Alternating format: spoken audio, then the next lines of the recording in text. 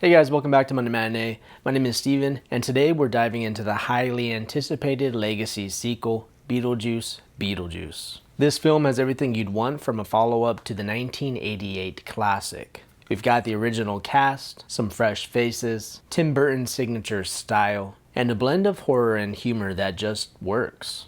So 36 years after the original, wow, 36 years. Lydia Deetz is hosting a supernatural talk show called Ghost House. Her life takes a turn when she starts to see visions of Beetlejuice during a taping. From there, things spiral into a chaotic adventure involving Lydia's estranged daughter Astrid, her producer, a boy from Winter River, and of course, Beetlejuice himself, causing all sorts of trouble as he tries to make a deal with Lydia. There's a lot more to it, but that's the gist of it without going into spoiler territory.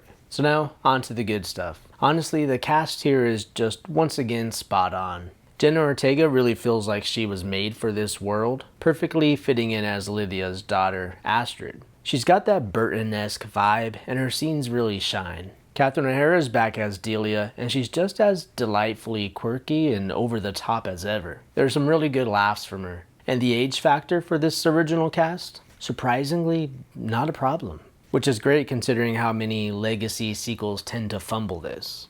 Looking at you, Dumb and Dumber 2. But the real star, as always, is Michael Keaton as Beetlejuice. He's a little more subdued this time around, maybe a bit older, sure, but he's still full of those one-liners and dark humor. His character isn't as wild as that circus-like persona that we remember, but Keaton still makes him a blast to watch. And Monica Bellucci, the soul-sucking witch that's tied to Beetlejuice, is another standout. Villainous?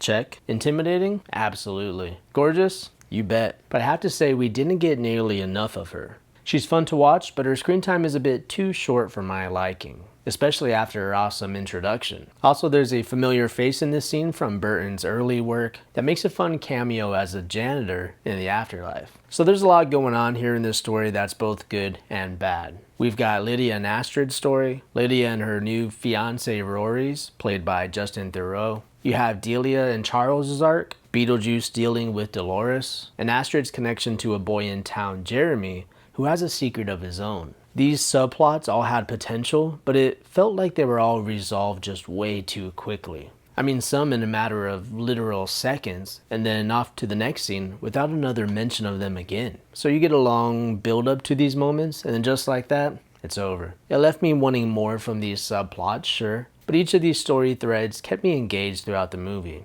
And it was also a good way to experience a little bit more of both worlds. So one thing I will say is that I definitely could have used more Beetlejuice. He doesn't have quite as many of his circus-like chaotic moments from the original. Instead, we get a few costume changes and a few different accents and languages. It's still fun, but it's a bit more dialed back. Perhaps an age thing for Keaton. I mean, the man is 73 after all. That's wild. Regardless, he's a joy to watch, and Keaton kills it as always. It's just too bad that they took this long to make the movie. And one thing this movie absolutely does nail, though, is the world building.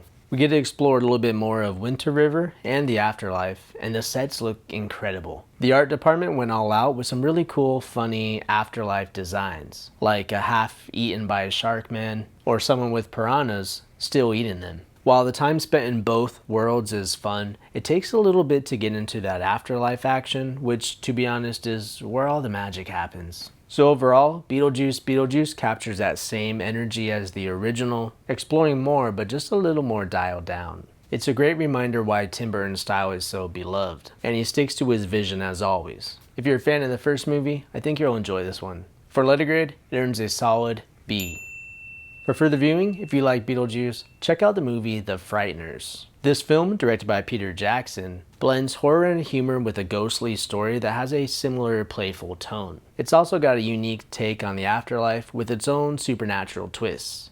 Another fun pick is Little Monsters. This one's got a similar mix of dark comedy and supernatural antics with monsters lurking just beneath the surface.